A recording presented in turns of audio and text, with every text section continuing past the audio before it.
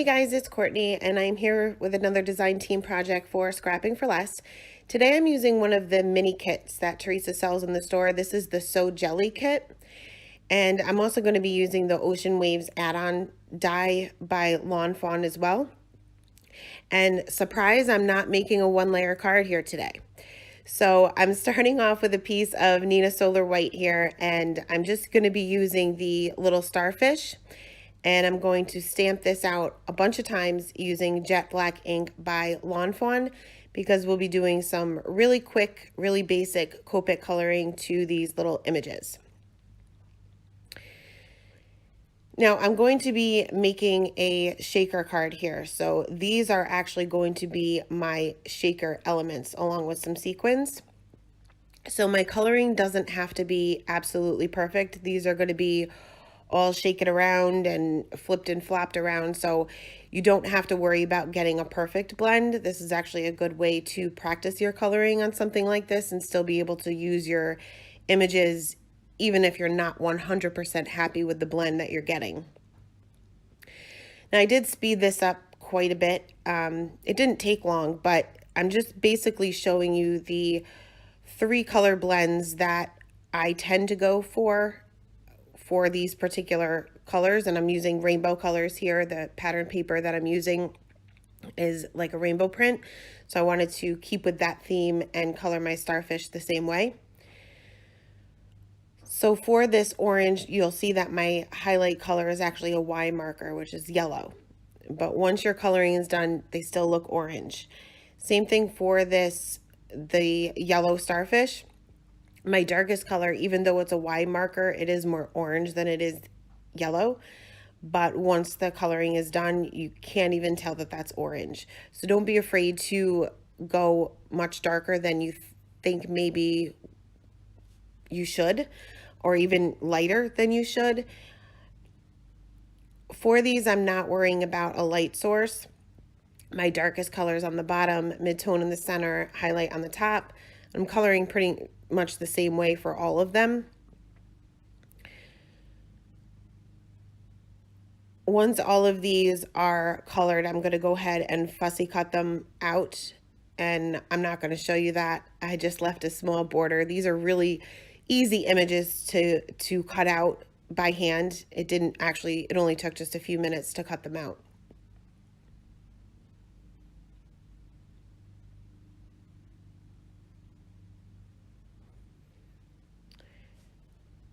Now these are light enough colors that if you do go out of the lines a little bit or your colors bleed a little bit, you can go in with your colorless blender or even just a white gel pen and clean up those areas before you cut them out.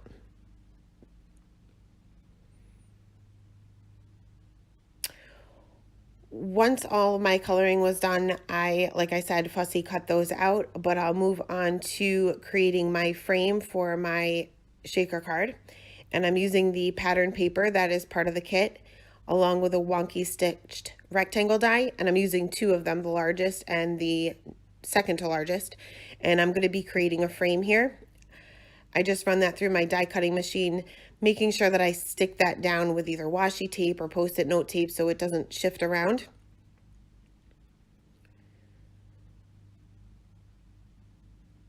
And next I'll take that largest stitch rectangle die and cut that out from this blue cardstock as well.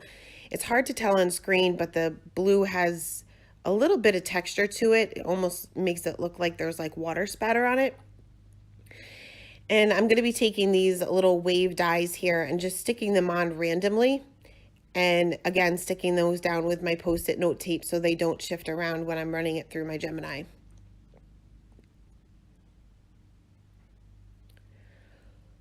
Once all of my pieces were die cut, I went ahead and took some, I believe this is 1/8 of an inch score tape, but you can use any size as long as it fits within that frame. And I'll go ahead and adhere my acetate to the back of my frame.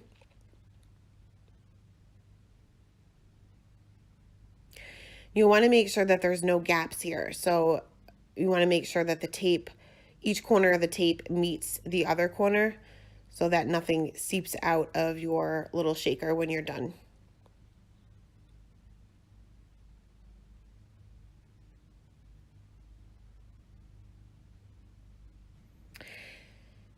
Next, I'll be using my Scotch foam tape to pop the frame up on the base.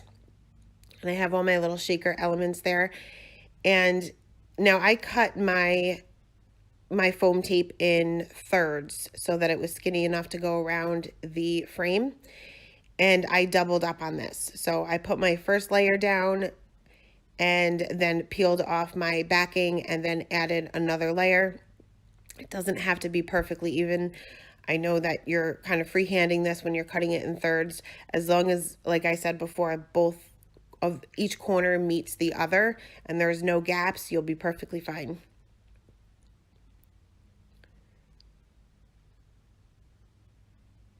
After that was done, I left my backing on that tape. You want to leave that on to the very end.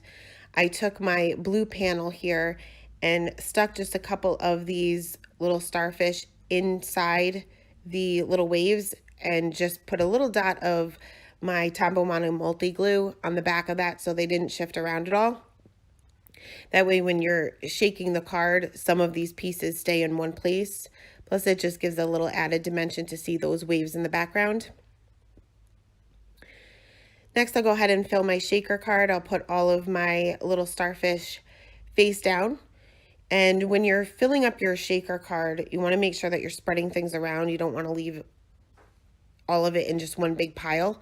Or once you put the backing on, you're going to still have that clump. And you'll have a hard time shaking that around.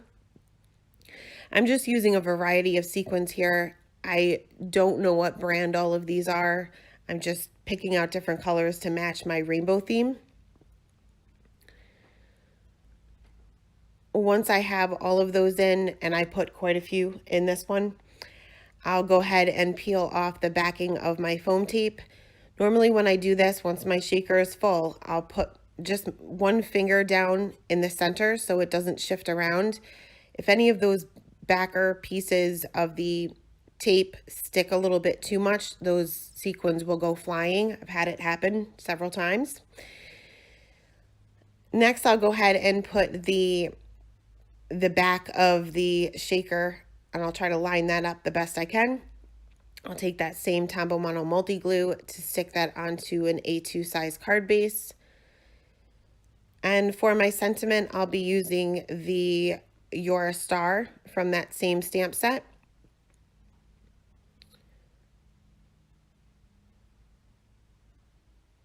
And I'll go ahead and stamp that with VersaFine ink onto the scrap piece of paper that I have left over, the blue piece of paper. I still had a big chunk of that left, so I went ahead and used that up, stamped that down, cut that into a strip. And then I just usually take my scissors and just cut one end at an angle rather than just having a straight strip go across the card.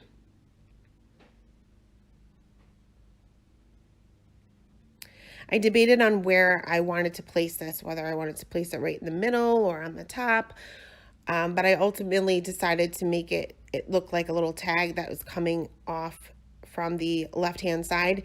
It did cover up that little red starfish there a little bit. I just stuck that down with my Tombow Mono multi glue, and that is it for today. Thanks so much for stopping by, and I hope you guys have a great day.